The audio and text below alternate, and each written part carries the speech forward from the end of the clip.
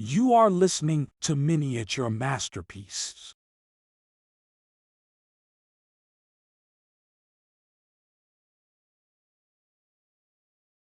Volume 1. Chapter 1. The Ruined Palace.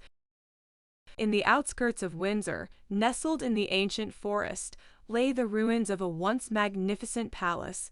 The structure, a sad remnant of its former glory, had been left to the mercy of nature, allowing ivy to creep up its walls and trees to take root within its halls. The ruins had become a haunting playground for local children who roamed through the corridors, their laughter echoing in the empty chambers. I, Lionel Verney, was among those children, a curious and adventurous boy who found solace in the solitude of the decaying palace.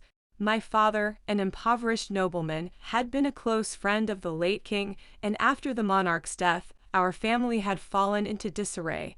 The only solace I found was in the palace ruins, where I wandered aimlessly, creating stories in my mind about the people who had once inhabited it. One day, as I explored the palace's crumbling remains, I came across a hidden chamber that had remained intact despite the ravages of time. The room's beauty was breathtaking, adorned with murals that depicted a bygone era of prosperity and happiness. It was here that I first encountered the Earl of Windsor, a nobleman of great power and influence who was destined to play a significant role in my life. The Earl was a striking figure, tall and handsome, with an air of authority that was impossible to ignore. He had come to the palace ruins in search of something he had lost, a precious relic from his family's past. I offered my assistance, and together we searched the palace's forgotten corners, our bond deepening as we shared our stories and dreams. As we delved into the depths of the palace, we stumbled upon a hidden vault, its entrance obscured by a tangle of vines. With great effort, we cleared the way and stepped into the darkness, our torchlight revealing the treasure that lay within. The Earl's eyes widened with joy as he beheld the artifact he had sought, a golden scepter that had once belonged to his ancestors. In that moment, our destinies became entwined as the Earl took me under his wing, recognizing in me a kindred spirit and a worthy companion. He took me away from the ruins of the palace and the shadows of my past, introducing me to a world of wealth and privilege that I had never imagined. Our friendship blossomed, and I became like a son to him, his guidance and wisdom shaping me into the man I would become. And so, it was in the crumbling remains of a forgotten palace that my journey began, a journey that would take me to the highest echelons of society and the darkest corners of the human heart. For it was there, among the ivy-covered walls and the silent ghosts of the past, that I first glimpsed the world that lay beyond my humble origins, a world that would both enchant and terrify me in equal measure. The palace ruins would remain forever etched in my memory, a symbol of the fleeting nature of power and the inexorable march of time. And as the last man, I would carry the weight of that knowledge with me until the end of my days, a solitary figure wandering through the shadows of a world that had been lost to the darkness. Volume 1. Chapter 2. Early Years and Friendships. The Earl of Windsor, though noble in appearance and benevolent in spirit, carried with him the burden of a tumultuous past. As he took me under his wing, I became privy to the stories of his youth and the people who had shaped him into the man he had become. In turn, I shared with him the tales of my own formative years, our friendship strengthened by the shared understanding of loss and the longing for purpose. While I had spent my childhood exploring the palace ruins and dreaming of a brighter future, the Earl had grown up in the lap of luxury, surrounded by the finest tutors and the most opulent trappings of wealth. Yet his heart had been heavy with the knowledge of his family's legacy, the weight of expectation threatening to crush his spirit. It was during these early years that the Earl had formed a deep friendship with a man named Adrian, the son of a nobleman who had lost his fortune to the same fickle winds of fate that had befallen my own family.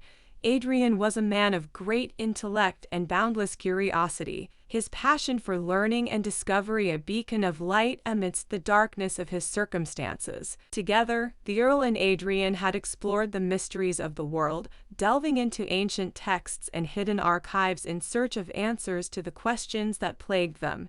Their thirst for knowledge had been insatiable, and in the process, they had unearthed secrets that had lain dormant for centuries. It was during one such expedition that they had stumbled upon a manuscript, its pages yellowed and crumbling with age. The document spoke of a prophecy, a tale of destruction and despair that would befall the world in the final years of the 21st century. It was this prophecy that would ultimately bring the Earl and Adrian to the palace ruins, their quest for the truth leading them to the very place where I had spent my childhood. In sharing the story of his friendship with Adrian, the Earl revealed to me the depths of his character, the strength and resilience that had allowed him to overcome the challenges of his past. He spoke of the bond that had united them, the love and loyalty that had held them together in the face of adversity. Inspired by their example, I resolved to follow in their footsteps, to forge my own path through the world, and to honor the friendships that had been entrusted to me. For it was through these connections, these bonds of love and loyalty, that I would find the strength to face the trials that lay ahead. As the Earl and I continued our journey together, the lessons of our past serving as a guiding light in the darkness, we began to gather a small circle of like-minded souls, each one driven by the same desire for knowledge and understanding. Together, we formed a fellowship, our hearts united by a common purpose, and as the world around us began to crumble, we would stand as a beacon of hope amidst the chaos. For it was in the bonds of friendship, in the love and loyalty that had sustained us through our darkest hours, that we would find the strength to face the end of the world and the dawn of a new era, as the last men and women standing against the tide of oblivion. Volume 1. Chapter 3, The Intrusion of Raymond. As our small fellowship grew, our bonds of friendship and loyalty forged in the crucible of shared purpose, we welcomed a newcomer into our midst. His name was Raymond, a charismatic and enigmatic figure who had spent his life wandering the world in search of adventure and enlightenment. He arrived at our doorstep one fateful evening, his piercing gaze and silver tongue casting a spell over our company from the moment he entered our lives. Raymond was a man of many talents, his extensive travels having endowed him with a wealth of knowledge and experience that was unmatched by any of our circle. He regaled us with tales of his exploits, his voice weaving a tapestry of exotic lands and ancient cultures that left us all entranced. His presence seemed to ignite a spark within our fellowship, the flame of curiosity and ambition burning brighter than ever before. Yet, for all his charm and magnetism, there was an air of mystery that surrounded Raymond, a shadow that hung over his past like a dark cloud. Rumors whispered of his involvement in clandestine societies and secret orders, and some believed that he possessed knowledge of arcane arts that had long been lost to the sands of time. The Earl, ever the inquisitive spirit, was drawn to Raymond like a mote to a flame, the allure of the unknown proving too powerful to resist. He welcomed Raymond into our fellowship with open arms, eager to unlock the secrets that lay hidden within his enigmatic heart. But as the bond between them grew, so too did a sense of unease, a nagging doubt that gnawed at the edges of my consciousness. For I could not shake the feeling that there was more to Raymond's arrival than met the eye, that his presence among us was not the result of mere chance or happenstance. There was a sense of destiny that seemed to surround him, a feeling that our paths had crossed for a reason that was not yet clear. And as the days turned into weeks and the weeks into months, I found myself increasingly consumed by the need to unravel the mystery that lay at the heart of our enigmatic companion. As I delved deeper into Raymond's past, I uncovered a tangled web of secrets and lies that seemed to stretch back through the centuries. I discovered that he was not only a descendant of a noble lineage but also of a hidden order, a secret society that had been entrusted with the guardianship of ancient knowledge and forbidden power. It was this legacy that had brought Raymond to our doorstep, his bloodline and his destiny drawing him inexorably towards the prophecy that had haunted the Earl and Adrian for so long. The intrusion of Raymond into our lives would prove to be a turning point for our fellowship, his arrival heralding the beginning of a new chapter in our shared journey. For it was through his influence and his knowledge that we would come to understand the true nature of the prophecy, and the role that each of us was destined to play in the unfolding of the world's final days. Volume 1. Chapter 4. The Return of Raymond. As the days turned to weeks, Raymond's enigmatic presence within our fellowship continued to cast a spell over our collective imagination. His tales of adventure and intrigue filled our hearts with a sense of wonder, and his magnetic personality seemed to draw us all into his orbit. Yet, for all the fascination he inspired, there remained an undercurrent of unease, a lingering doubt that whispered at the edges of our thoughts. It was on a cold and stormy night that the truth finally revealed itself, the dark clouds overhead seeming to mirror the turmoil that was brewing within our fellowship. Raymond, having been absent from our company for several days, reappeared as suddenly as he had vanished, his eyes burning with a fierce determination that sent shivers down our spines. As we gathered around the fire, the flickering flames casting eerie shadows upon the walls, Raymond shared with us the purpose of his absence. He had been engaged in a desperate quest, a journey through the darkest recesses of the world in search of the key to unlocking the prophecy that had haunted our dreams. And now, with the truth finally within his grasp, he had returned to share his discoveries with us, his voice shaking with the weight of the revelations he bore. As Raymond recounted his journey, the secrets of his lineage and the ancient order to which he belonged unraveling before our eyes, we found ourselves drawn into the heart of the mystery that had brought us all together. The prophecy, he explained, spoke of a time of great upheaval and destruction, a cataclysm that would sweep across the globe and bring an end to the world as we knew it. And at the center of this apocalypse stood a figure of unimaginable power, a being who would rise from the ashes of the old world to usher in a new era of darkness and despair. This figure, Raymond revealed, was none other than the last man, a solitary survivor who would carry the burden of humanity's downfall upon his shoulders. And as the truth of the prophecy began to sink in, we realized that each of us, in our own way, had a role to play in the unfolding of this terrifying destiny. Our fates, it seemed, had become inextricably entwined with the destiny of the world, our actions and choices shaping the course of history as it spiraled towards its inevitable conclusion. As we struggled to come to terms with the revelations that Raymond had shared with us, our fellowship was irrevocably changed.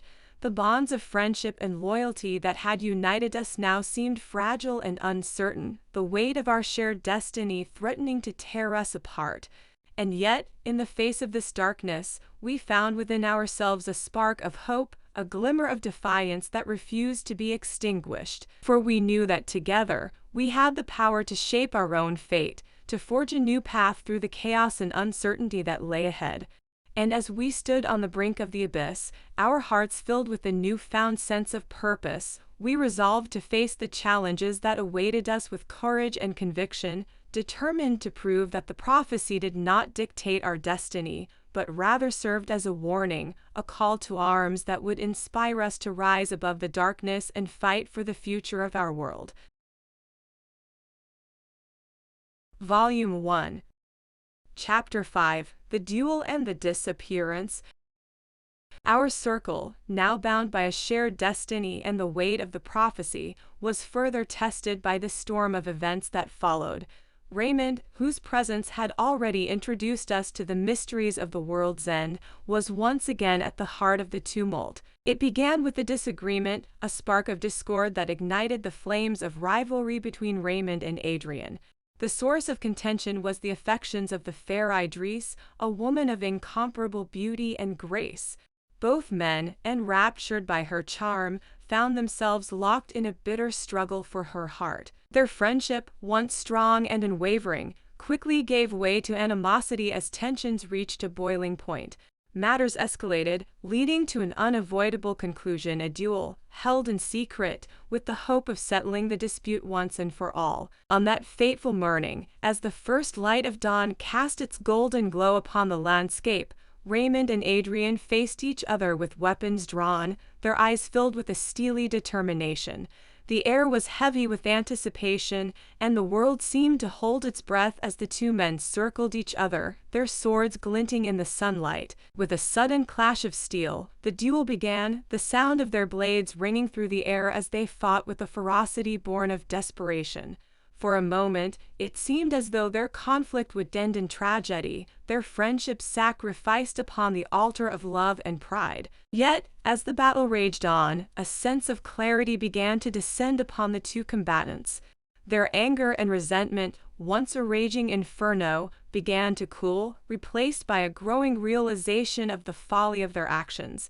The prophecy and the fate of the world loomed larger than their personal grievances. As their blades met for the final time, they paused, their eyes meeting in a silent understanding. The duel ended without a victor, both men realizing the futility of their struggle. However, the damage to their friendship had been done, and the rift between them seemed irreparable. As they parted ways, Raymond disappeared from our company, leaving behind a trail of questions and uncertainty. In the days that followed, our fellowship felt the weight of his absence, the void left by his departure casting a pall over our once happy circle, and as we tried to pick up the pieces of our shattered bonds, the world continued to march towards its inevitable end, the prophecy ever present in our minds. For we knew that the events set in motion by Raymond's disappearance were but the beginning of a greater struggle, a battle that would determine not only the fate of our fellowship but the destiny of the world itself.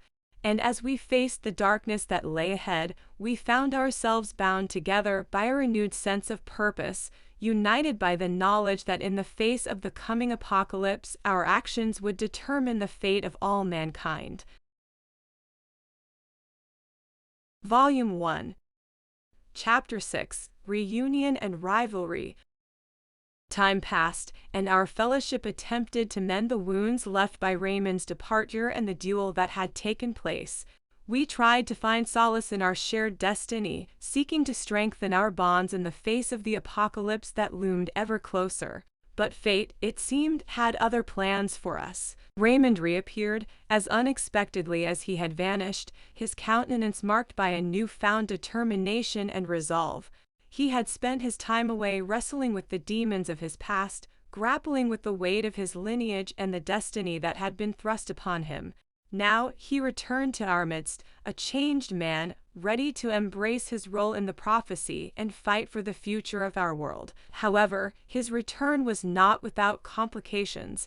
Adrian and Idris, in Raymond's absence, had grown closer, their hearts drawn to one another in their shared sorrow and uncertainty. The seeds of love had been sown, and the once rivals now found themselves entwined in a complicated web of emotions and allegiances. Raymond, though initially taken aback by this new development, did not allow his personal feelings to cloud his judgment. He recognized that our fellowship and the fate of the world were of far greater importance than the rivalries of the heart. As such, he extended an olive branch to Adrian, seeking to mend their fractured friendship and unite once more in the face of the challenges that lay ahead. Adrian, moved by Raymond's gesture, accepted the offer of reconciliation. The two men, once again bound by a common purpose, set aside their differences and focused their energies on the greater task at hand. Our fellowship, too, was bolstered by their renewed alliance, the strength of our collective resolve growing as we faced the darkness together. Yet, beneath the surface, the embers of rivalry still smoldered. The love that had blossomed between Adrian and Idris, though pure and true, could not entirely quench the flames of jealousy that burned within Raymond's heart. And as we continued our journey towards the fulfillment of the prophecy, these hidden tensions threatened to undermine the unity and strength of our fellowship. In the end, it was the knowledge of our shared destiny and the weight of the prophecy that kept us united.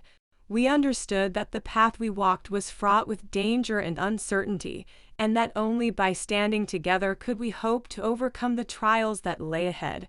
And so, with the specter of the apocalypse ever present in our thoughts, we pressed on, our fellowship bound by a common purpose and the knowledge that our actions would shape the fate of the world. Thus, our tale continued, a story of love, rivalry, and the bonds that united us in the face of the greatest challenge our world had ever known. and as we walked the path towards our destiny, we found within ourselves the strength to face the darkness, the courage to fight for the future of our world, and the hope that, together, we could rise above the shadows of the past and forge a new path through the chaos and uncertainty of the days to come. Volume 1. Chapter 7, Perdita's Heartache. In the midst of the trials and tribulations faced by our fellowship, there was another story unfolding, one that remained largely hidden from view. Perdita, the sister of Adrian and dear friend to us all, found herself trapped in a tempest of her own emotions, her heart torn asunder by unspoken love and unrequited longing. Perdita had long harbored feelings for Raymond, her heart secretly yearning for his affection even as he pursued the love of Idris and sought to mend his fractured friendship with her brother. She watched from the sidelines as Raymond returned to our fellowship, his heart set on the greater purpose of fulfilling the prophecy, but her own desires remained locked within her, a secret burden that weighed heavily upon her soul. As our fellowship grew stronger and more united, the unspoken pain of Perdita's unrequited love threatened to consume her. She withdrew from our company, seeking solace in solitude and the quiet contemplation of her own heartache. And as she wandered the halls of the palace that had become our sanctuary, her thoughts were filled with the bittersweet memories of the love that could never be. Her heartache was not unnoticed, however, for her brother, Adrian, perceived the quiet suffering that his sister endured. He approached her one day, his heart heavy with concern and compassion, and sought to offer her the solace of his understanding and support. In the quiet sanctuary of her chamber, Perdita finally found the strength to share her secret pain, her tears flowing freely as she confided her love for Raymond to her brother. Adrian, moved by her sorrow, offered her his unwavering support, vowing to stand by her side and help her navigate the stormy waters of her emotions. But even with the comfort of her brother's support, Perdita could not escape the painful reality of her situation. Raymond's heart belonged to another, and she was forced to confront the truth that her love, no matter how strong or pure, could not change that fact. As the days turned to weeks, Perdita found solace in the embrace of her brother's friendship and the knowledge that she was not alone in her heartache. Slowly, she began to rebuild the shattered fragments of her heart, her spirit growing stronger as she faced the truth of her unrequited love and found the strength to accept it. For our fellowship, the revelation of Perdita's heartache served as a reminder that even in the face of the greatest of trials, the human heart could still find the strength to endure and triumph over adversity.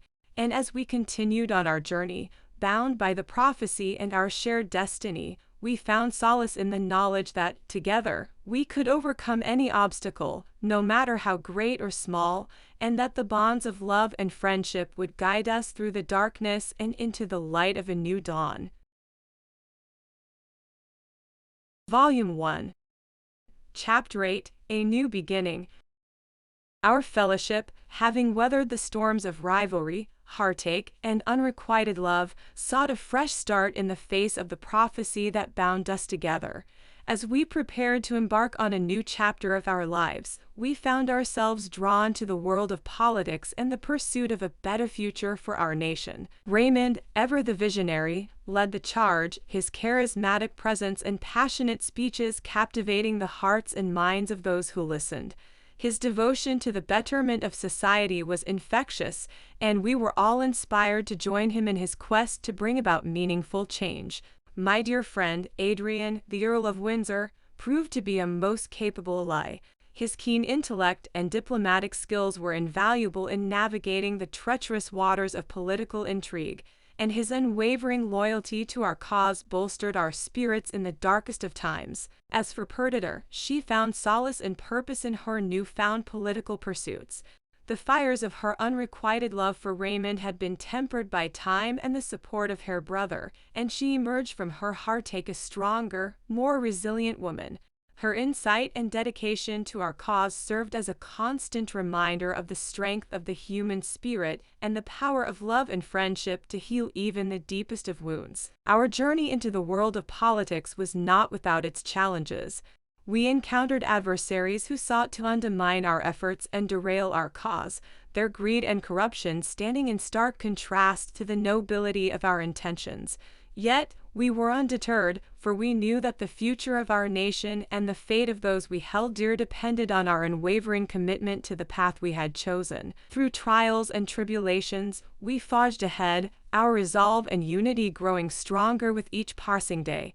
The bonds of friendship and loyalty that had been formed in the crucible of adversity served as the foundation upon which we built our vision of a better world. It was in this new beginning that we found a renewed sense of hope and purpose, our hearts and minds united in the pursuit of a common goal. And as we looked toward the horizon, the uncertainty and darkness of the past were eclipsed by the promise of a brighter future, a future forged by the indomitable spirit of our fellowship and the unwavering belief in the power of love, friendship, and the human spirit to overcome even the most insurmountable of obstacles. Volume 1. Chapter 9. Political Ambitions. In the midst of our newfound hope, our aspirations expanded beyond the confines of our personal lives, and we turned our gaze toward the wider world. Our political ambitions, once a mere glimmer in our eyes, now burned with the intensity of 1,000 suns, fueled by the belief that we could make a difference in the lives of those who called our nation home. Raymond, ever the charismatic leader, took the reins of our political movement, his eloquence and conviction inspiring not only our close-knit circle but also the masses that flocked to hear him speak.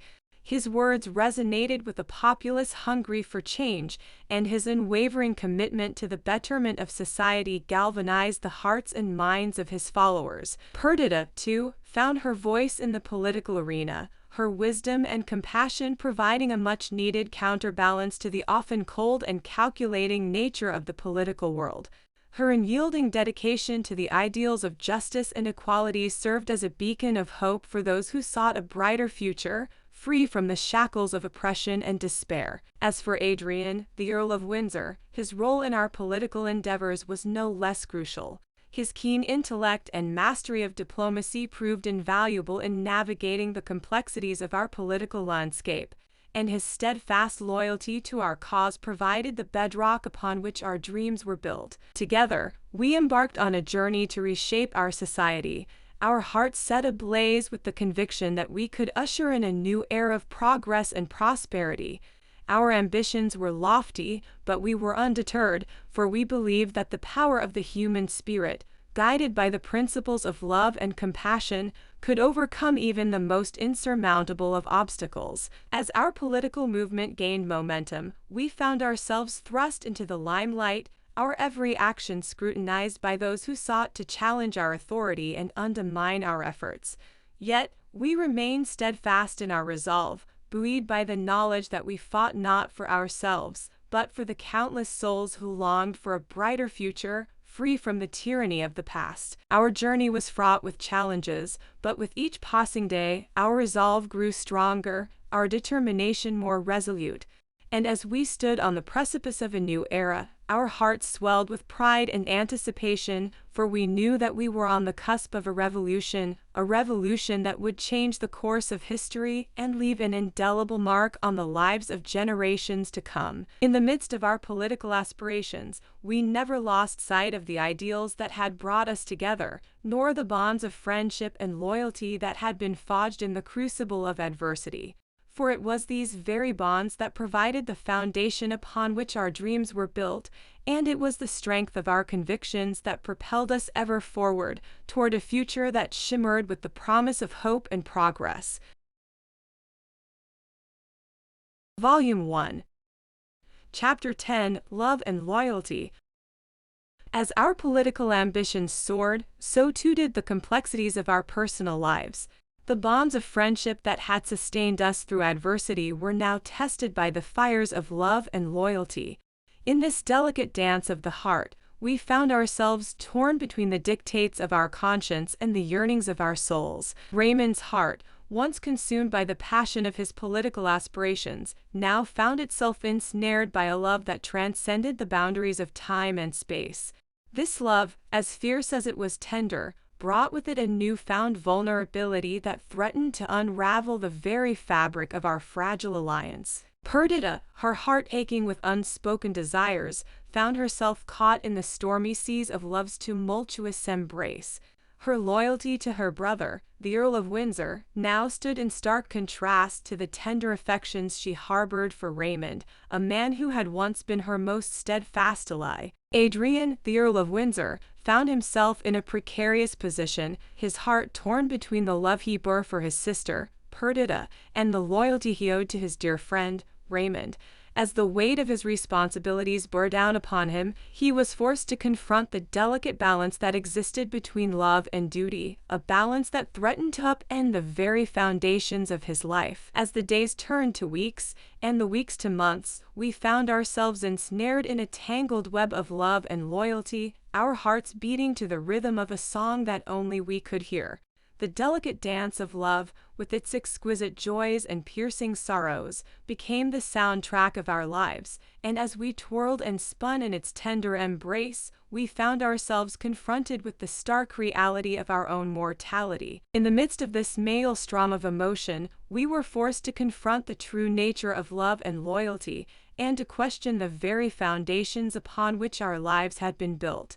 For love, as we soon discovered, was a force as powerful as it was unpredictable, and loyalty, as we came to understand, was a fragile thread that could be severed by the slightest of breezes. Yet, despite the challenges that lay before us, we remained steadfast in our resolve, our love and loyalty serving as the guiding lights that illuminated the path before us.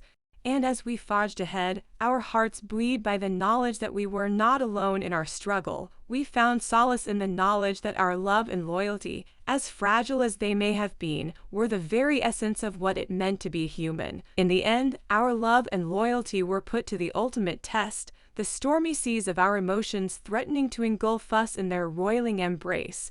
And it was in the crucible of this turbulent tempest that we found ourselves, our hearts laid bare, our souls exposed to the harsh light of day. And as we stood on the precipice of a new beginning, our hearts scarred by the trials and tribulations of our journey, we found solace in the knowledge that our love and loyalty had not been in vain, for they had carried us through the darkest of nights and had illuminated the path that lay before us. Volume 1. Chapter 11. The Earl of Windsor. The winds of change blew mercilessly through the once tranquil landscape of our lives, their icy tendrils reaching out to touch the very depths of our souls. In the midst of this tempest, a new figure emerged from the shadows, a man whose very presence would come to shape the course of our destinies. Adrian, the Earl of Windsor, stood as a beacon of hope in the stormy seas of our lives, his indomitable spirit a testament to the resilience of the human heart. As the brother of Perdita and a dear friend to Raymond and me, the Earl of Windsor's influence was felt in every aspect of our lives, his wisdom and guidance providing us with a sense of stability in a world that seemed to have lost its bearings. Yet, as much as the Earl of Windsor sought to bring order to the chaos that surrounded us, he too was a man beset by his own demons, his heart a tangled web of conflicting desires and loyalties. His love for his sister and his loyalty to his friends were the twin pillars upon which his life was built, and as the winds of change battered against the fragile edifice of his world, he found himself struggling to maintain his footing. In the midst of this struggle, the Earl of Windsor discovered a new purpose, a mission that would come to define his very existence. As the world around us continued to crumble under the weight of its own despair, he became a champion of the people, a tireless advocate for the downtrodden and the oppressed. His passion for justice and his unwavering commitment to the cause of the common man were matched only by his love for his sister and his friends, and as he labored tirelessly in the service of others, he found a new sense of purpose in his life. Yet, as the Earl of Windsor sought to bring about a brighter future for his people, he was confronted with the stark reality of his own mortality. As the specter of death loomed ever larger on the horizon, he was forced to confront the fragility of life and the inevitability of loss. In the face of this harrowing reality, the Earl of Windsor found solace in the knowledge that his life's work had not been in vain, that his tireless efforts to champion the cause of the less fortunate had left an indelible mark on the world. And as he gazed out upon the landscape of his life, a landscape now transformed by the winds of change, he found comfort in the knowledge that he had made a difference. As the sun set on the final chapter of the Earl of Windsor's life, we were left to reflect upon the man who had been our brother, our friend, and our guiding light in the darkest of times. We mourned the passing of a man whose life had been a testament to the power of love and loyalty, and as we said our final farewells, we found solace in the knowledge that his spirit would live on in the hearts of those he had touched. For the Earl of Windsor was not just a man, he was a symbol of hope and a beacon of light in a world that had been plunged into darkness. And as we gazed out upon the Volume 2, Chapter 1, The Arrival of the Plague. As the sun rose upon a world that seemed to be teetering on the edge of oblivion, an insidious darkness crept into our midst, unseen and unheralded. The shadow of death fell upon us, and as it descended, it brought with it a contagion that would come to be known as the plague. This dread disease swept across the land like a wildfire, its deadly touch sparing neither the high-born nor the lowly, the young nor the old. In the face of this seemingly unstoppable scourge, we found ourselves grappling with the horrifying reality of our own mortality, our once unshakable faith in the sanctity of life now nothing more than a distant memory. Panic and despair gripped the hearts of men, and as the terror of the plague took root, the bonds of society began to fray at the edges, threatening to unravel completely. As the death toll continued to rise, the streets of our once bustling cities were transformed into veritable ghost towns, their deserted avenues echoing with the mournful cries of the bereaved. Our once cherished institutions of learning and culture now stood silent and abandoned, their once hallowed halls now nothing more than mausoleums to a lost age of enlightenment. Yet, even in the midst of this darkness, there were those who refused to succumb to despair, who clung stubbornly to the belief that mankind would somehow persevere. Among these stalwart few was Adrian, the Earl of Windsor, a man who had dedicated his life to the service of others, and who now found himself in the unenviable position of leading his people through the darkest of nights. Together with Raymond, Perdita, and a small group of like-minded individuals, the Earl of Windsor set about the daunting task of combating the plague, their tireless efforts a testament to the resilience of the human spirit. Through ingenuity and determination, they sought to stem the tide of death, to bring a measure of hope to a world that had all but given up on the possibility of salvation. Yet, even as they fought valiantly to save their fellow man, they were forced to confront the inescapable truth that the plague was unlike anything they had ever encountered before, a force of nature that seemed to defy all human understanding. As their efforts were met with failure after failure, they began to grapple with the unsettling realization that the plague might well prove to be mankind's ultimate undoing. As the reality of this grim prospect settled upon us, we found ourselves confronted with the terrible weight of our own impotence, our once unshakable faith in the power of human reason now reduced to a hollow echo. And as the shadow of death continued to spread its dark wings over our world, we were left to ponder the terrible truth that the plague was not merely a harbinger of death, but rather the manifestation of our own darkest fears. For in the face of this insidious foe, we were forced to confront the limits of our own humanity, the fragility of our hopes and dreams, and the stark reality that, in the end, we were all nothing more than dust in the wind. Volume 2, Chapter 2, The Spread of Fear. As the plague continued its merciless march across the land, so too did fear spread among the people. At first, it was a quiet and insidious fear, whispered in hushed tones and exchanged in anxious glances. But as the death toll rose and the reality of our situation became ever more apparent, the fear grew bolder, and soon it became a living, breathing thing, stalking our every step and haunting our every thought. The once bustling streets of our cities and towns were now eerily quiet, the laughter and chatter of daily life silenced by the oppressive weight of fear. Shops and businesses shuttered their doors, and the once thriving markets lay abandoned, as if cursed by an unseen specter.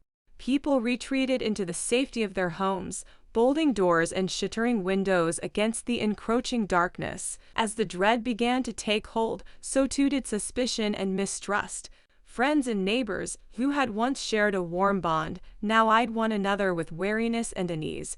Each cough or sniffle was met with a wary glance, as if the bearer of such symptoms might, at any moment, transform into a harbinger of death. The fear was not limited to the common people. It gripped the highest echelons of society, as well. Nobles and commoners alike trembled at the specter of the plague, and none could escape its long and terrible reach. Even the halls of power were not immune, as our leaders and lawmakers wrestled with the enormity of the crisis and grappled with the impossible choices that lay before them. As the situation grew ever more dire, rumors and half-truths began to circulate, further fanning the flames of fear. Some whispered that the plague was a divine punishment sent to cleanse the earth of the wicked and the unworthy. Others claimed that it was the work of malevolent forces, dark entities bent on the destruction of all that was good and pure. These dark whispers only served to deepen the divide between people, as they clung to their own beliefs and suspicions, seeking some semblance of understanding amid the chaos. The bonds of community and camaraderie, once the lifeblood of our society, were now strained to the breaking point, as fear threatened to consume all that we held dear. Yet, in the midst of this all-consuming fear, there were those who refused to succumb to despair. They were the brave few who chose to stand in defiance of the darkness, seeking to rally their fellow man and to hold fast to the light of hope. It was these individuals who offered the first glimmers of resistance against the tide of fear, daring to believe that there might still be a chance to turn the tide against the plague. As I watched these stalwart souls struggle against the encroaching shadows, I knew that I must join them in their fight. I could no longer stand idle by while fear and despair threatened to tear apart the very fabric of our society. And so, with a newfound sense of purpose and determination, I resolved to do whatever it took to combat the spread of fear and to bring hope back to our shattered world. Volume 2. Chapter 3, A World in Peril. The plague's unrelenting advance left no corner of the earth untouched, as it tore through nations and continents with voracious speed. This once unthinkable tragedy had now become an all-consuming reality, transforming our world into a landscape of death and despair. As the disease spread, it seemed as though the very fabric of our existence was unraveling before our eyes. No nation was spared from the devastation, and the plight of each country was heart-wrenching in its own right. Across the Atlantic, our brethren in America grappled with the horrifying new strain of the disease that decimated their population with even greater swiftness.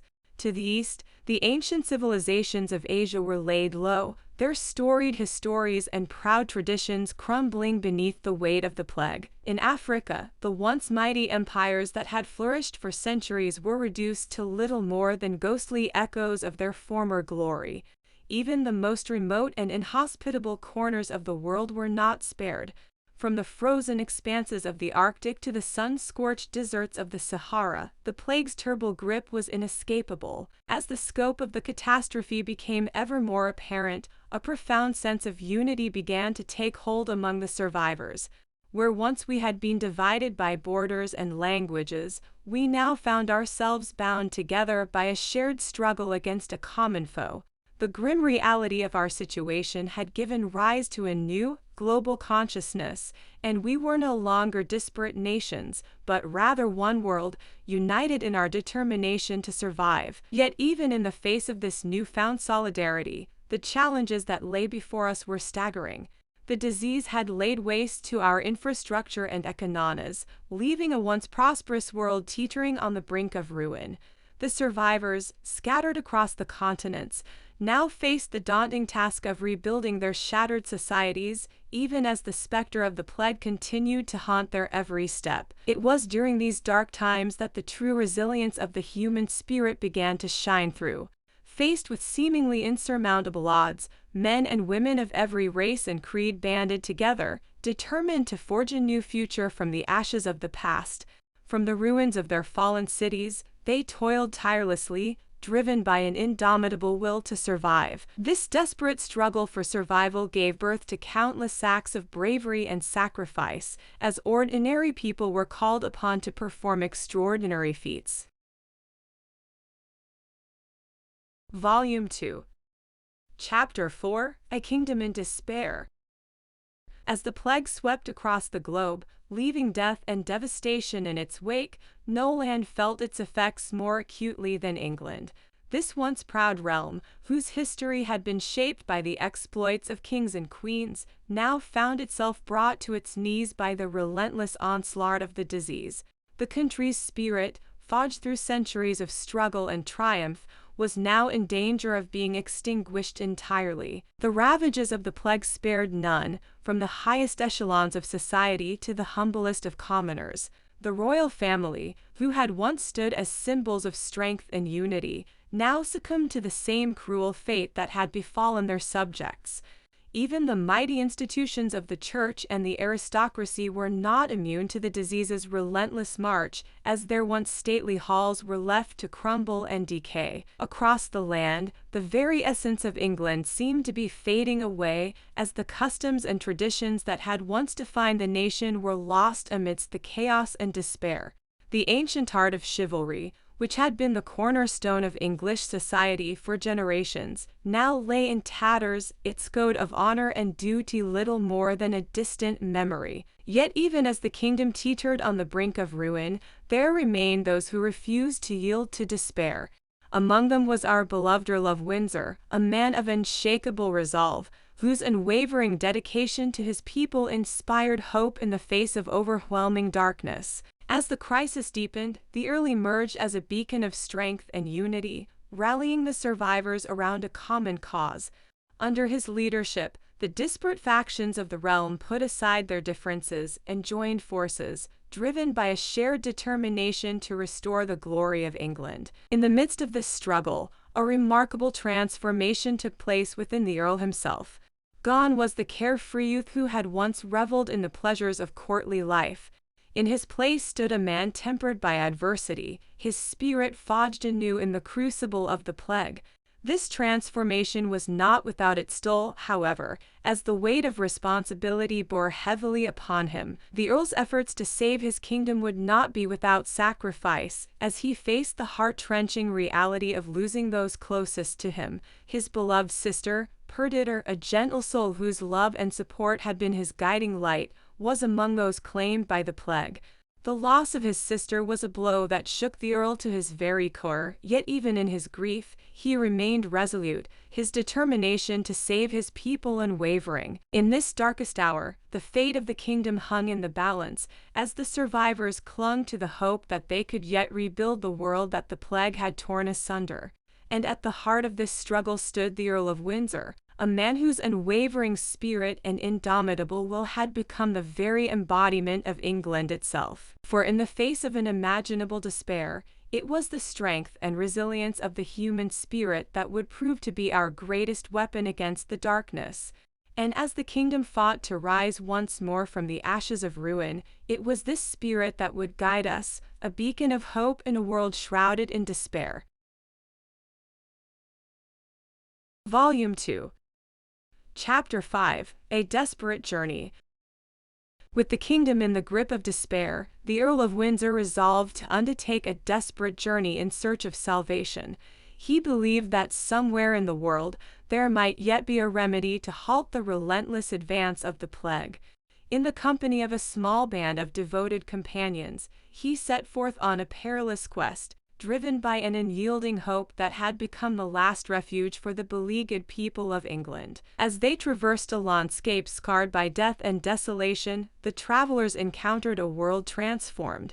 The once bustling cities and towns lay abandoned, their inhabitants either perished or fled in terror from the advancing tide of pestilence.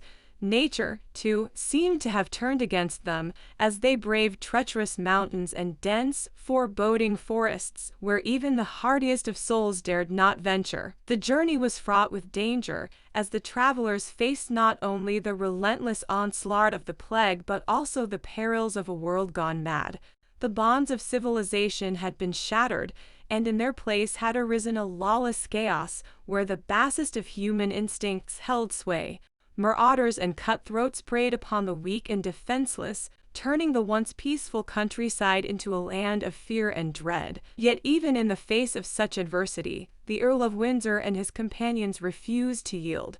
With each new hardship they endured, their resolve only grew stronger, fueled by the indomitable spirit that had come to define the survivors of the plague. And as they journeyed ever onward, they carried with them the hopes and dreams of a nation, a testament to the unbreakable bond between a people and their land. As they pressed onward, the travelers uncovered secrets long hidden from the eyes of the world. Ancient texts and forgotten tomes revealed glimpses of a past in which the plague had once before ravaged the earth, only to be driven back by the ingenuity and determination of the human spirit. Among these discoveries, they found tantalizing hints of a cure, a beacon of hope that led them ever deeper into the heart of the unknown. But this knowledge came at a terrible cost, as the plague continued to claim the lives of those they held dear. One by one, the Earl's companions succumbed to the disease, their sacrifices a testament to the courage and selflessness that had become the hallmark of the survivors. And as the ranks of the living dwindled, the weight of their loss threatened to crush the spirit of even the most steadfast among them. In the midst of this darkness, however, a glimmer of hope emerged. At the edge of the known world, in a land untouched by the ravages of the plague, the travelers found a sanctuary that seemed to defy the very laws of nature. Here, in this mysterious haven, the air was pure, and the water ran clear, as if the very earth itself had risen up to defy the encroaching tide of pestilence. Yet even in this sanctuary, the specter of the plague continued to haunt them, a reminder of the terrible price they had paid in their quest for salvation. As the Earl of Windsor and his few remaining companions stood at the threshold of this new world, they knew that the struggle against the darkness was far from over, and that their journey was only just beginning. Volume 2. Chapter 6. An Island Sanctuary. The Earl of Windsor and his remaining companions, having endured a desperate journey fraught with peril, at last discovered an island sanctuary in the midst of the encroaching darkness. This idyllic haven, a place of natural beauty and tranquility, seemed to have been spared the scourge of the plague, offering hope to the weary travelers that perhaps, in this remote corner of the world, they might find respite from the ravages of the disease. As they explored the island, they found that it was inhabited by a small community of people who had fled the mainland in search of sanctuary. These survivors had built a society that was a testament to the resilience and adaptability of the human spirit. They had learned to harness the bounty of the island, living in harmony with the land and the sea, and creating a haven of peace and prosperity in the midst of the surrounding chaos. The Earl of Windsor and his companions were welcomed into this community with open arms, as the islanders recognized in them a shared determination to stand against the darkness that had befallen the world. Together, they began to forge a new life in this isolated refuge, drawing upon the knowledge and skills of each individual to create a society that could withstand the ravages of the plague. Yet, even as they labored to build a new world, the travelers could not escape the shadows of their past. The specter of the plague continued to haunt their dreams, a reminder of the sacrifices they had made and the loved ones they had lost. They were haunted by the knowledge that, beyond the borders of their island sanctuary, the world they had known was being consumed by the relentless tide of disease. As the days turned to weeks, and the weeks to months, the island sanctuary became a haven not only for the Earl of Windsor and his companions but also for others who had been driven from their homes by the plague. Ships arrived on the shores of the island, bearing refugees who had braved the treacherous waters in search of safety and solace.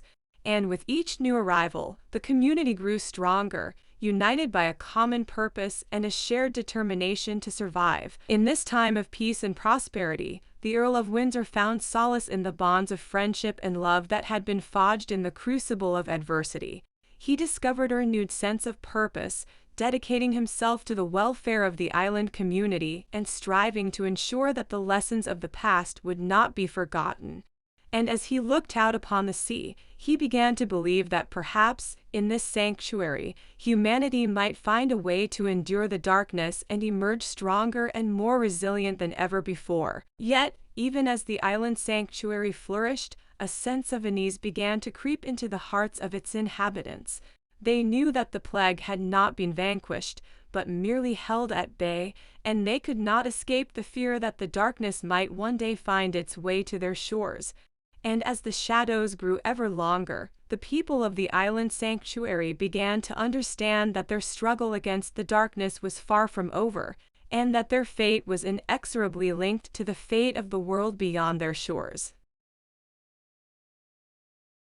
Volume 2. Chapter 7. The Loss of a Leader. In the midst of the island sanctuary's growth and the forging of new alliances, the unthinkable occurred. The Earl of Windsor, a beacon of hope and inspiration for the community, fell ill. The sudden onset of his illness sent a shiver of dread through the hearts of the island's inhabitants, as they knew all too well the symptoms of the dreaded plague. Despite the best efforts of the island's healers and the unwavering support of his friends and loved ones, the Earl's condition rapidly deteriorated. As he lay upon his deathbed, his thoughts turned to the future of the island sanctuary and the people who had come to rely upon his strength and wisdom. He spoke to those gathered at his bedside, offering words of hope and guidance that would serve as a beacon in the dark days ahead. "I have seen the strength of the human spirit in each of you," he whispered, his voice barely audible. "To not let my passing be the end of our dream. Instead, let it be a new beginning, a testament to the indomitable will of mankind to survive and thrive in the face of adversity. I have faith that you will find a way to overcome the darkness that threatens us, and that you will carry the torch of hope into the future." With these words, the Earl of Windsor drew his final breath, leaving behind a community in mourning and a world on the brink of despair. His loss was felt deeply by all, and for a time, it seemed as if the darkness had finally triumphed, extinguishing the last flicker of hope in the hearts of the island's inhabitants. Yet, even in their grief, the people of the island sanctuary could not abandon the dream that the Earl had inspired. They remembered his words and drew strength from them, vowing to continue the fight against the darkness in his name. As they laid their leader to rest, they swore an oath to honor his memory and to carry on his legacy, even in the face of seemingly insurmountable odds. In the wake of the Earl's passing, the community rallied together, determined to honor his memory and fulfill his vision of a world free from the grip of the plague. New leaders emerged from among the people, individuals who had been touched by the Earl's wisdom and inspired by his courage. Together, they pledged to continue the work he had begun, to protect the island sanctuary, and to seek a way to defeat the darkness that had claimed so many lives. In their sorrow, they found a renewed sense of purpose and a determination to face whatever challenges lay ahead. They knew that the battle against the plague would not be easily won, and that the road before them would be fraught with danger and despair. Yet, they also knew that they could not falter, that they must press onward in the name of the Earl of Windsor and all those who had been lost to the darkness. And so, with heavy hearts but unwavering resolve, the people of the island sanctuary carried on, their eyes fixed upon the horizon and their spirits bolstered by the memory of the man who had given them hope. They would face the future together, united by a common cause and a shared determination to survive and to triumph in the face of the greatest adversity the world had ever known.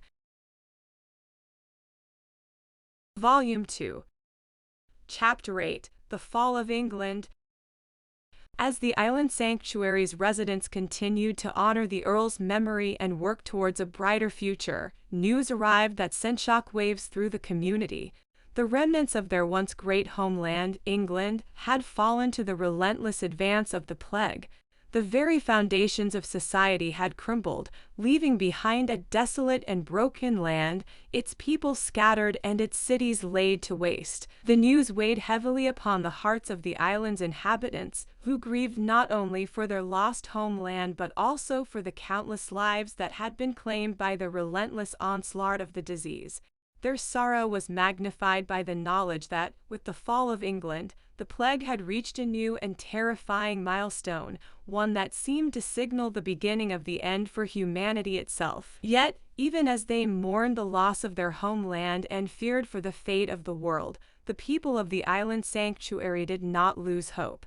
They knew that, with each passing day, the threat of the plague loomed ever larger, and that their only hope for survival lay in their continued unity and their determination to overcome the darkness that had engulfed the world. As they had done in the wake of the Earl's passing, the people of the island sanctuary rallied together, redoubling their efforts to find a way to combat the plague and to save what remained of humanity. They sent out expeditions to the devastated mainland, hoping to gather information and resources that might aid in their fight against the disease.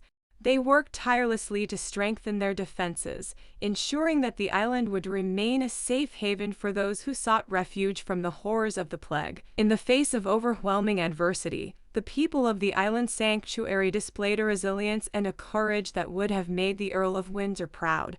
They refused to succumb to despair, choosing instead to fight for a future in which the world might once again know peace and prosperity. As the days turned to weeks, and the weeks to months, the island sanctuary became a beacon of hope in a world shrouded in darkness. The inhabitants welcomed new arrivals to their haven, offering shelter and solace to those who had lost everything to the relentless tide of the plague. They continued to search for a way to stem the spread of the disease, their efforts fueled by their unwavering belief in the human spirit and the indomitable will of mankind to survive and to triumph in the face of adversity. But even as they fought to preserve what remained of their world, the people of the island sanctuary knew that the battle against the plague would not be easily won. They knew that they were the last hope for humanity, and that the fate of the world rested upon their shoulders. With each passing day, the darkness encroached ever closer, threatening to engulf the last bastion of hope in a sea of chaos and despair. Yet, they would not falter. They would stand firm in the face of the darkness, united in their resolve to see the world reborn and the plague vanquished. They would not let the fall of England mark the end of humanity's story, but rather the beginning of a new chapter, one in which the people of the island sanctuary would rise to meet the challenges before them and forge a new future for the world. Volume 2.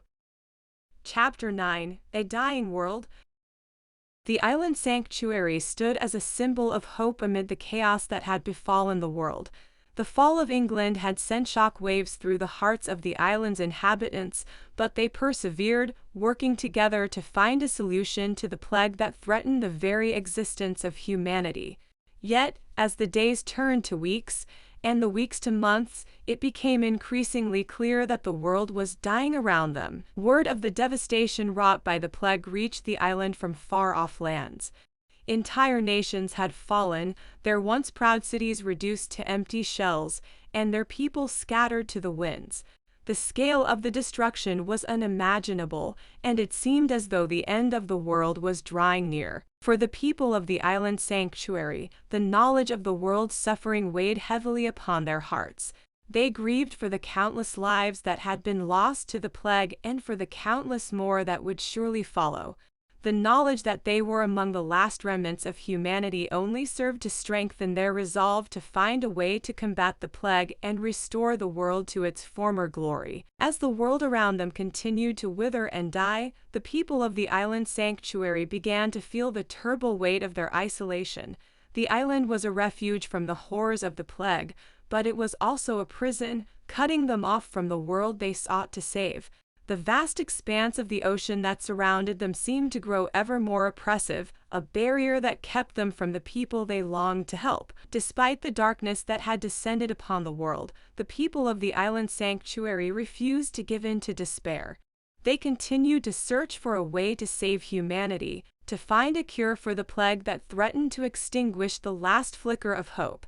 They sent out expeditions to the mainland, seeking knowledge and resources that might aid in their fight against the disease. They welcomed newcomers to their haven, offering them shelter and solace, and adding their strength to the battle against the plague. Yet, even as they fought for the survival of humanity, The people of the island sanctuary could not help but feel the weight of the world's suffering upon their shoulders. Each new tale of devastation that reached their ears was a bitter reminder of their powerlessness to stem the tide of the plague.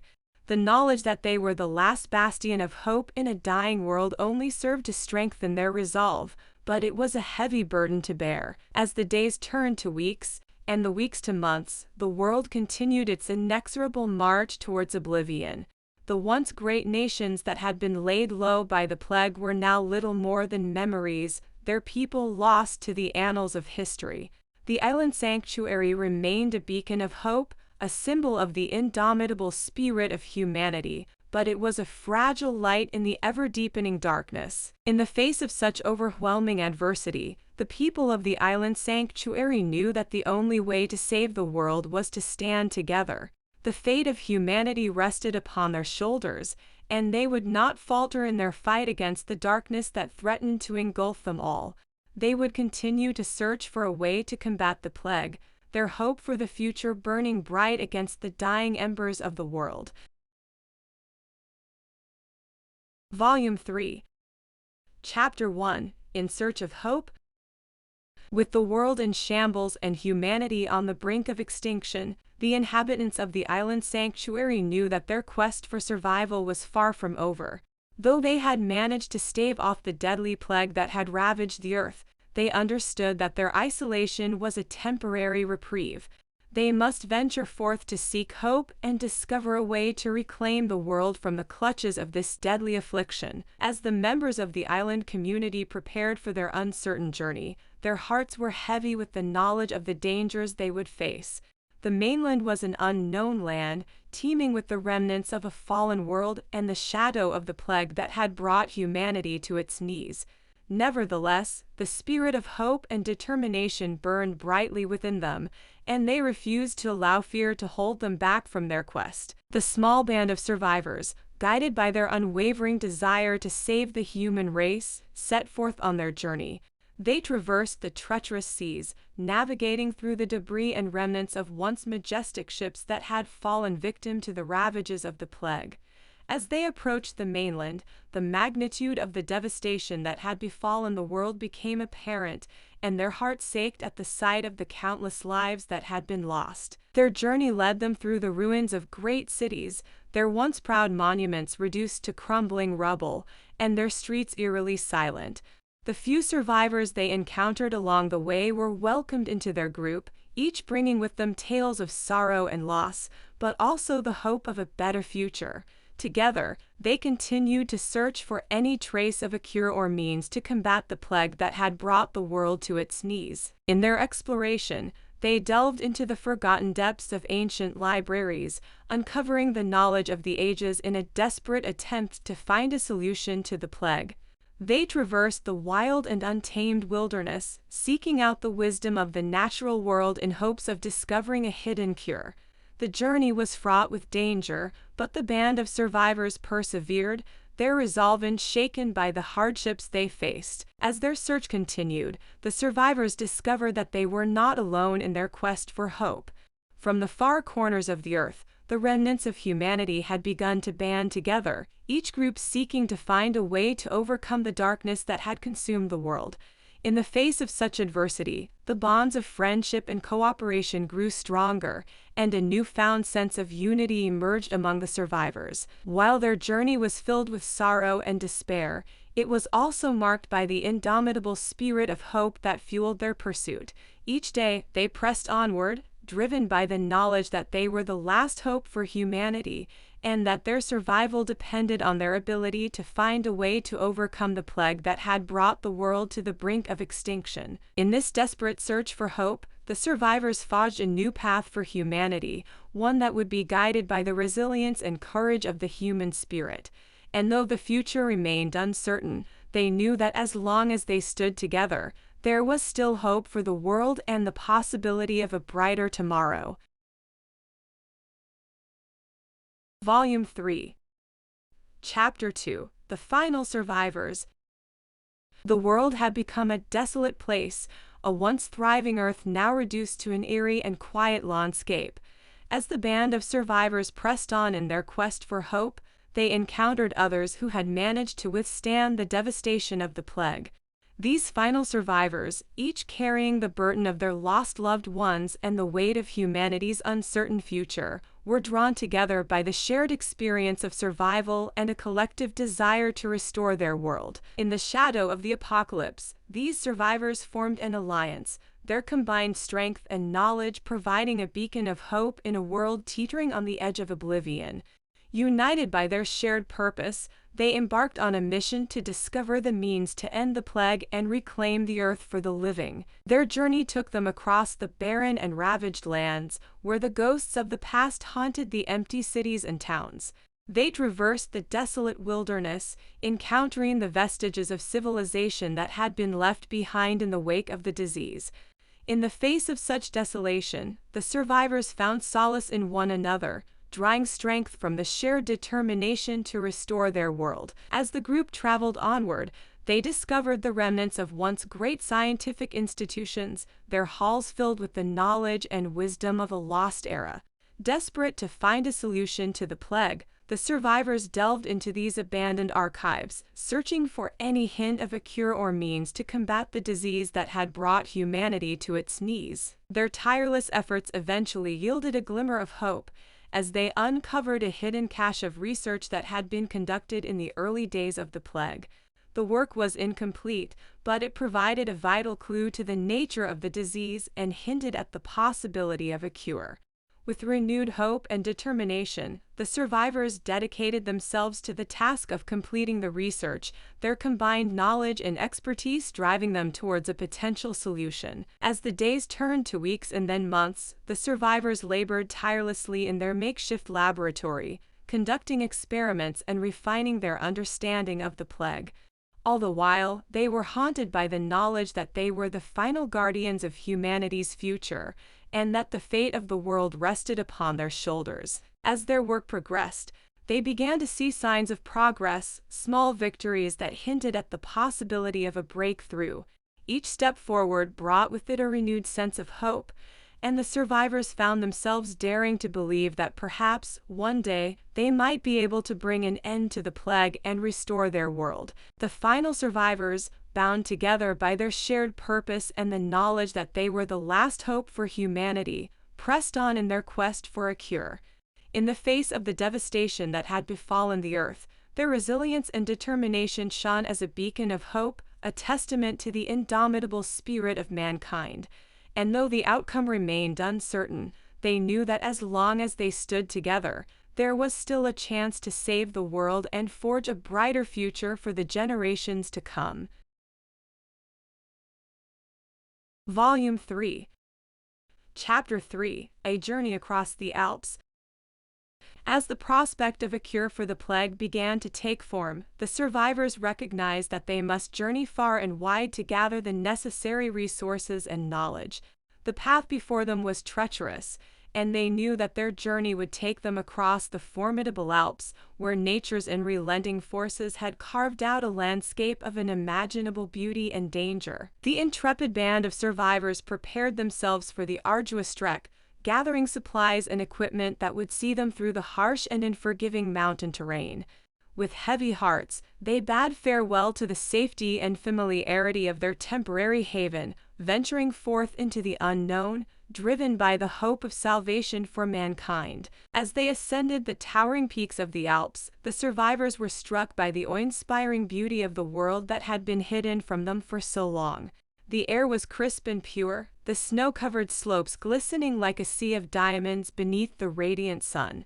Yet, the breathtaking vistas belied the danger that lurked at every turn. The survivors faced the wrath of the elements, battling fierce winds and biting cold as they traversed the perilous mountain paths. Avalanches roared down the slopes, threatening to bury them beneath an avalanche of snow and ice. The treacherous terrain tested their endurance and resolve, as they navigated narrow ledges, sheer cliffs, and seemingly insurmountable obstacles. Yet, the survivors pressed on, driven by their unyielding determination to find a cure for the plague and restore their world. The bonds that had been forged among them were stronger than any adversity they faced. their shared purpose providing a beacon of hope in the darkest of times. As they journeyed deeper into the heart of the Alps, the survivors discovered ancient and hidden sanctuaries where humanity had once sought refuge from the ravages of the world. These sacred places held the echoes of a time long past when mankind had reveled in the beauty and wonder of nature before the plague had brought their world to its knees. In these hidden temples, the survivors found solace and respite from their arduous journey. They marveled at the wisdom and ingenuity of their forebears, who had built these sanctuaries to withstand the test of time and the wrath of the elements.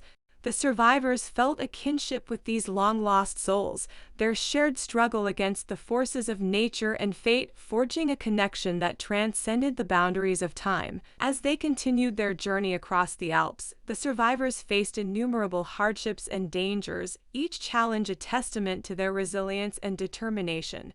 Yet, through it all, they remained steadfast in their purpose, their unyielding hope for a brighter future propelling them onward. With every step, they drew closer to their goal, the possibility of a cure for the plague and the restoration of their world driving them ever forward. In the face of the seemingly insurmountable odds, the survivors' unwavering belief in their mission and in one another shone as a beacon of hope, a light to guide them through the darkness and towards the promise of a new dawn. Volume 3. Chapter 4. A New Refuge. Having survived the treacherous journey across the Alps, our band of survivors found themselves ill and untouched by the plague, an Eden amid the desolation. The beauty of this hidden valley, nestled amidst the towering peaks, was a balm to their weary spirits. The verdant meadows, pristine rivers, and abundant wildlife seemed a world apart from the suffering they had left behind. The survivors set about establishing a new refuge in this idyllic haven, working together to build a village that would be their sanctuary from the horrors of the world outside. They constructed homes and cultivated the fertile land, drawing upon the natural resources of their surroundings to create a self-sustaining community. As they labored together to build their new home, the survivors found a renewed sense of purpose and camaraderie. The harsh trials they had endured had forged unbreakable bonds among them, and they knew that their shared experiences had prepared them to face whatever challenges lay ahead. In the evenings, they would gather around the warmth of a communal fire, sharing stories of their past and dreams for the future. These moments of connection and reflection reminded them of the humanity they still possessed, even in the face of the plague that had ravaged the world. It was during one of these fireside gatherings that they decided to name their new home Elysium, after the mythological abode of the blessed in the afterlife. This name symbolized the hope and solace they had found in their hidden valley, a place where they could live in peace, free from the shadow of the plague. As time passed, Elysium became a thriving community, a testament to the resilience and determination of the survivors. They developed a deep connection to the land and the creatures that shared it, living in harmony with nature and striving to preserve the beauty and abundance of their refuge. Yet, even in the paradise of Elysium, the memory of the plague still haunted the survivors. They knew that they could not hide from the world forever and that their mission to find a cure was not yet complete. They had been given a reprieve, a chance to rebuild and heal, but they could not forget the suffering that still gripped the world beyond their sanctuary. And so, they continued their search for knowledge and resources that might hold the key to ending the plague. They sent out scouting parties to explore the surrounding lands, braving the dangers of the world outside in their quest for answers. Through their efforts, they discovered ancient texts and forgotten lore, clues that hinted at the origins of the plague and the means to combat it.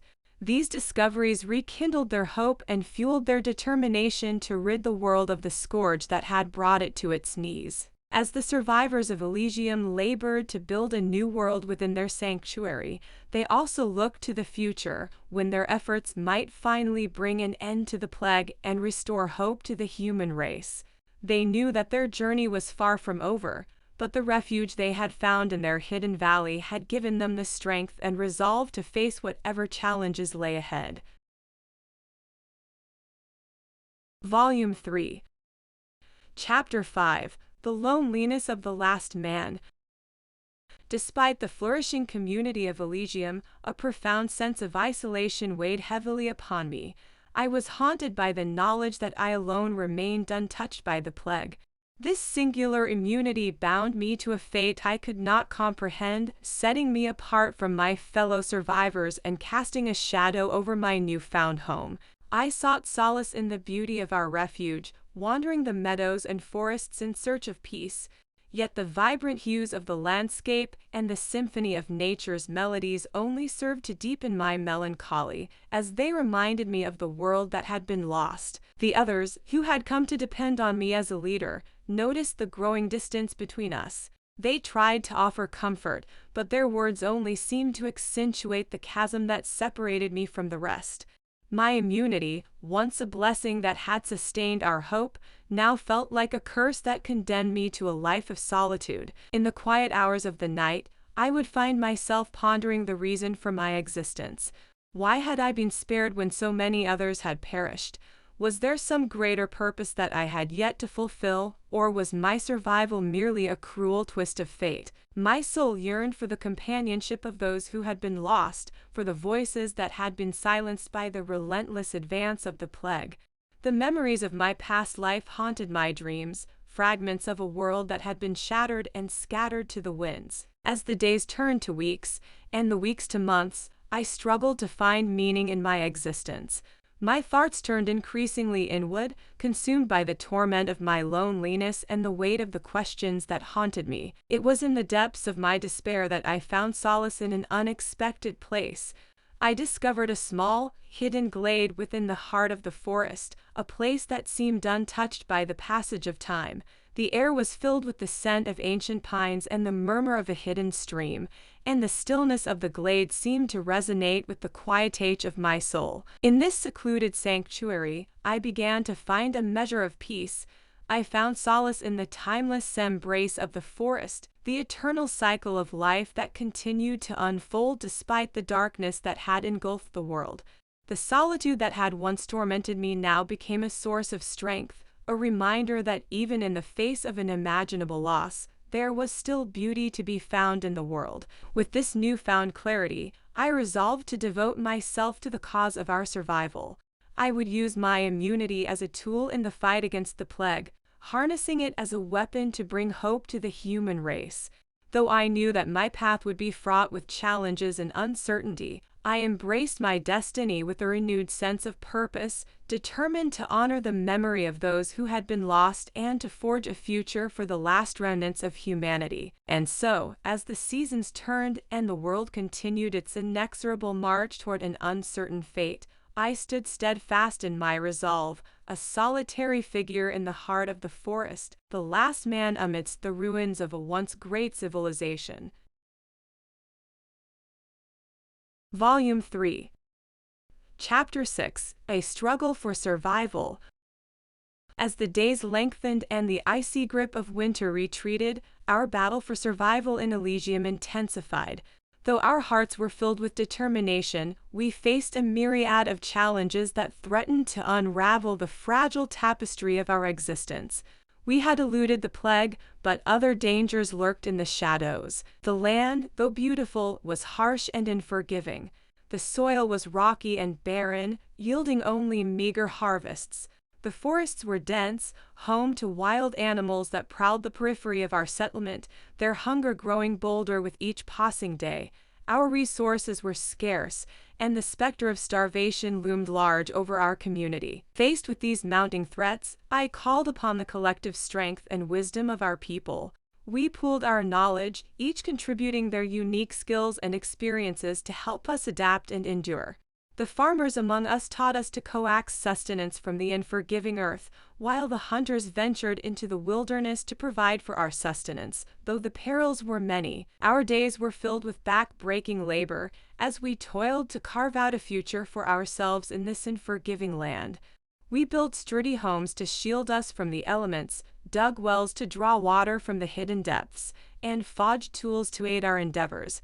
Our nights were spent huddled around flickering fires, sharing stories and songs to keep the darkness at bay. Despite the hardships we faced, there was a fierce beauty in our struggle for survival. Our community, bound together by a shared destiny, grew stronger and more resilient with each passing day. We learned to rely on one another, to draw strength from the bonds that had been forged in the crucible of adversity. And yet, even as we fought for our very existence, the shadow of the plague remained ever present. It hovered on the periphery of our consciousness, a constant reminder of the fragility of our situation. We knew that, at any moment, our fragile sanctuary could be shattered, leaving us exposed to the merciless advance of the disease. In the face of this threat, I was determined to use my immunity to protect my people.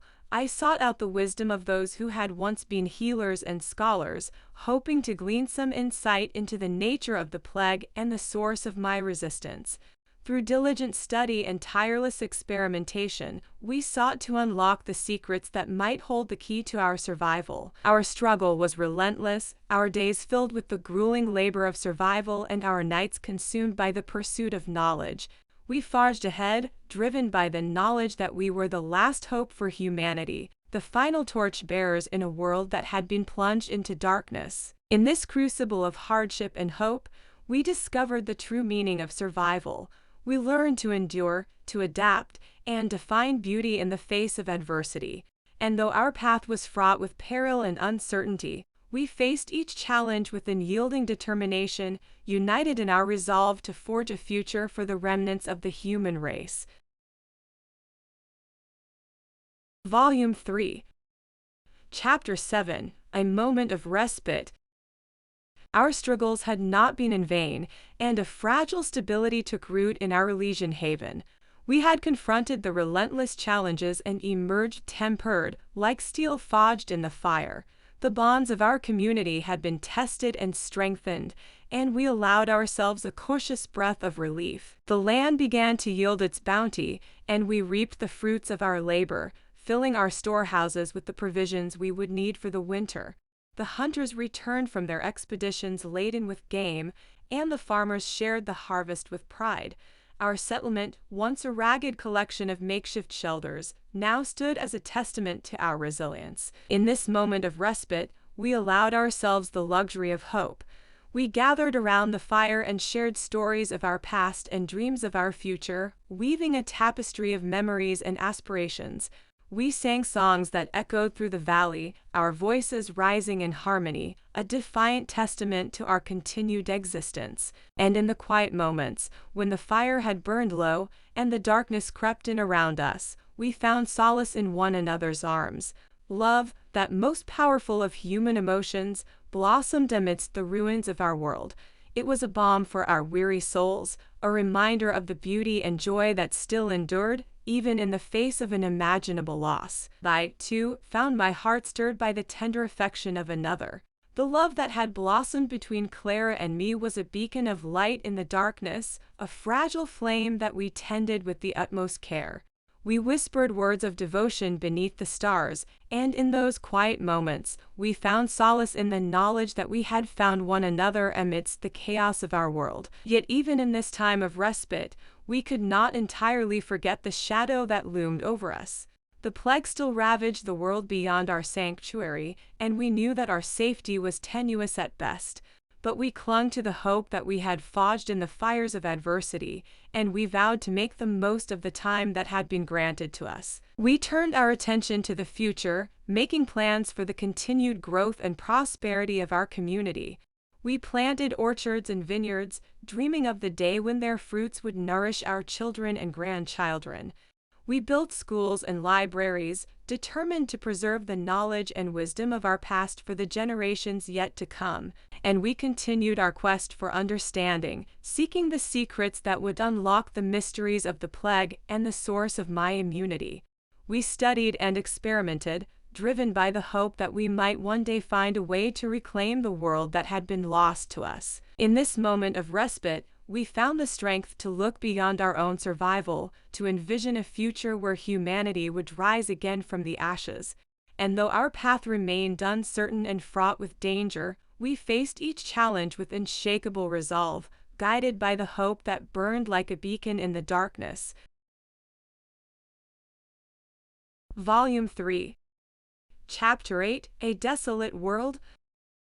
With heavy hearts, we continued our journey through the barren landscape. Nature, once a symbol of life and hope, had been transformed into an emblem of despair. The trees, stripped of their foliage, stood like specters against the dark sky. Rivers, once teeming with life, now flowed sluggishly, a testament to the decaying world. The once vibrant earth lay silent and desolate, as if mourning the absence of human life. Adrian and I wandered through abandoned towns, each more desolate than the last. Empty streets echoed with the ghosts of the past, and the silence weighed upon our spirits.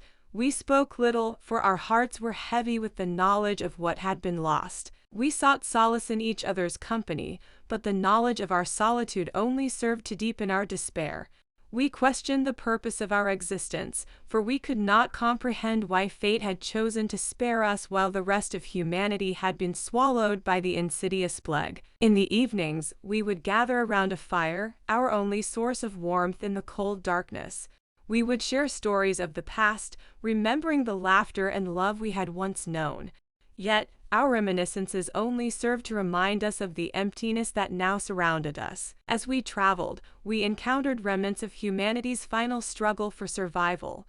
The broken walls of once mighty cities, the blackened bones of fallen soldiers, and the vacant ties of abandoned toys, each a grim testament to the folly of human ambition. In this desolate world, even the sun seemed to have abandoned us, its feeble rays providing little warmth or comfort. We made our way across the treacherous Alps, hoping to find some semblance of life on the other side. But as we crossed the rugged peaks, we were met with the same desolation that haunted us at every turn. The snowy landscape, once a source of beauty and awe, now seemed a cold, unfeeling tomb. Our spirits, once sustained by the faint hope of finding survivors, began to falter. It was clear that we were the last remnants of a dying race, and the weight of that knowledge threatened to crush us.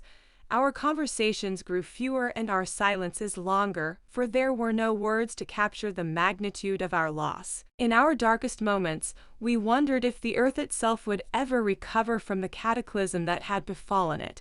We questioned if the trees would ever again be clothed in green, if the rivers would ever again teem with life, if the world would ever again be filled with the music of human voices. Yet, amidst the desolation, we clung to each other and to the fragile hope that we might one day find a reason to live. For we understood that, in a world bereft of all else, hope was our only refuge and the only thing that could guide us through the darkness that lay ahead. Volume 3. Chapter 9. The Loss of a Companion. Our journey across the desolate world continued, and the days seemed to merge into one another. In this lonely existence, our bond had become our only solace. Adrian, my loyal companion, struggled to maintain his strength, but the harshness of our reality began to take its toll on his weakened frame. One fateful day, as we foraged for sustenance, Adrian collapsed. I rushed to his side, my heart gripped with fear. His eyes, once full of life, now appeared dull and clouded by pain. I cradled his head in my lap, my hands trembling as I tried to comfort him. "Forgive me, my friend," he whispered, his voice barely audible. "I fear that my journey must end here." Tears welled in my eyes as I struggled to accept the truth of his words. The knowledge that I was about to lose the last living soul who shared this desolate world with me was too much to bear. "No, Adrian," I replied, my voice breaking. "You cannot leave me alone in this forsaken world. You must find the strength to continue." A sad smile crossed his lips, and he reached out to touch my face. "My dear friend, I wish I could remain by your side. But my body grows weaker with each passing day, and I can no longer deny the inevitable. My time has come." In that moment, I realized that my desperate pleas would not change the course of fate. I could not bear the thought of watching him suffer any longer, so I held him close and whispered words of comfort, assuring him that he would be remembered and cherished even after he had departed this world. As the sun dipped below the horizon, bathing the desolate landscape in a warm, golden glow, Adrian drew his final breath. The world seemed to stand still, as if mourning the loss of one of its last inhabitants. I buried him beneath the shade of a withered oak, marking his resting place with a simple wooden cross. my heart ached with sorrow as I stood over the grave of my dearest friend, the last bond that had tethered me to the world of the living. Alone, I wandered the earth, each step heavier than the last. The loss of Adrian had left an emptiness within me that could never be filled. The desolate world now seemed colder and darker than ever before, and I questioned the purpose of my continued existence. In my darkest hours, I recalled the strength of Adrian's spirit and the love and loyalty that had bound us together. I resolved to carry on in his memory, to keep the flame of hope alive within me even as the world crumbled around me. Though the days were dark and the nights were colder still, I clung to the memory of my lost companion. For as long as I drew breath, the spirit of Adrian would live on within me, a testament to the enduring power of friendship and love in a world that had all but forgotten such virtues.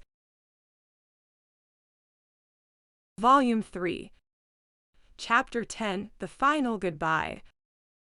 The days blended into weeks, and the weeks into months, as I wandered through the desolate world, my heart heavy with the loss of my dear friend. I had become the last man, a solitary figure traversing the empty expanse, seeking a purpose to my continued existence. In my solitude, I found myself drawn to the familiar haunts of my former life, seeking solace in the memories of happier times. I revisited the ruins of the palace, now overgrown with ivy and crumbling under the relentless passage of time. I wandered the abandoned streets of London, the once thriving metropolis now a ghostly echo of its former glory. As I passed through the remnants of civilization, I could not help but feel a deep sorrow for the countless lives that had been extinguished by the cruel hand of fate. The world had been stripped of its vibrancy and joy, leaving only the cold, unfeeling embrace of death in its wake. One day, as I walked along the shores of a desolate beach, I discovered a small boat half buried in the sand. The sight of it stirred something within me, a yearning for the open sea and the endless horizon that lay beyond. In that moment, I made a decision that would forever change the course of my existence. I resolved to make one final journey, to sail across the vast ocean in search of some undiscovered land, some distant shore where I might find a glimmer of hope for a new beginning. With a heavy heart, I bade farewell to the land of my birth, the place where I had experienced both the greatest joys and the deepest sorrows of my life. The journey was long and fraught with peril, but I held fast to the spirit of Adrian that lived on within me. I clung to the belief that somewhere beyond the horizon there might exist a sanctuary untouched by the ravages of the plague, a refuge where I could find a renewed sense of purpose and meaning. As I sailed into the unknown, I felt a strange sense of peace wash over me. Though the world had been forever changed by the cruel hand of fate, I had not allowed it to extinguish the flame of hope that burned within my soul. I was the last man, but I refused to surrender to the darkness that threatened to consume me. The ocean stretched out before me, a vast and unyielding expanse, but I felt an inexplicable sense of hope as I gazed upon the endless horizon. I knew not what lay ahead, but I was determined to embrace the unknown with courage and resolve, for I carried within me the indomitable spirit of my lost friend and the memories of a world that once was. As I sailed into the sunset, I whispered a final goodbye to the life I had known, to the countless souls who had shared in the joys and sorrows of our brief existence. And with a heavy heart, I set forth on my solitary journey, the last man in search of a new beginning. Volume 3. Chapter 11, The Last Man's Solitude. Upon the vast expanse of the ocean, I found myself confronted with the stark reality of my solitude. I had become the last man, and the burden of my loneliness weighed heavily upon my soul. The vast, rolling waves seemed to echo my desolation, a ceaseless reminder of the world's emptiness. As I sailed onward, I sought to fill the void within me by immersing myself in the beauty and wonder of the natural world. I marveled at the vibrant sunrises and sunsets that painted the sky with a breathtaking tapestry of colors, and I found solace in the rhythmic lull of the waves as they gently rocked my small vessel. I spent my days tending to the needs of my vessel, maintaining a diligent watch for signs of land or other vessels, and my nights gazing up at the boundless heavens, the stars a glittering testament to the infinite possibilities that lay before me. In those quiet moments, I found myself reflecting on the course of my life and the events that had led me to this place of solitude. I recalled the friendships and loves that had shaped my existence, the indelible mark they had left upon my heart. I thought of the lessons I had learned, the sacrifices I had made, and the countless moments of joy and sorrow that had defined my life. And though I was alone, I took comfort in the knowledge that I carried with me the memories of a time when the world had been full of life and love. In my isolation, I found a renewed appreciation for the simple pleasures of life. The taste of fresh water from a clear stream, the warmth of the sun on my face, and the gentle caress of the wind against my skin served as a reminder that the world, though forever changed, still held a wealth of beauty and wonder for those who sought it. As the days turned to weeks, and the weeks to months, I began to sense a shift within myself. The crushing weight of my solitude gradually began to lift, replaced by a sense of inner peace and acceptance. I had come to understand that though I was the last man, I was not truly alone, for in my heart, I carried with me the love and the memories of all those who had come before, their spirits guiding me and sustaining me through the darkest days of my existence. And in the natural world around me, I found a connection to the eternal cycle of life and death, a reminder that even in the face of overwhelming loss and despair, there remained the possibility for hope and renewal. As I continued my solitary journey, I came to embrace my newfound sense of inner strength and resilience. I was the last man, but I was not defeated. I had faced the darkness that threatened to consume me, and I had emerged stronger and more determined than ever to forge a new path, to seek out a new beginning in the desolate world that lay before me. And so, with the memories of a lost world etched upon my heart and the boundless horizon stretched out before me, I sailed onward, the last man in pursuit of hope and redemption in a world forever changed. Thank you for listening to Miniature Masterpiece. Don't forget to hit that like button and subscribe to our channel for more awesome content.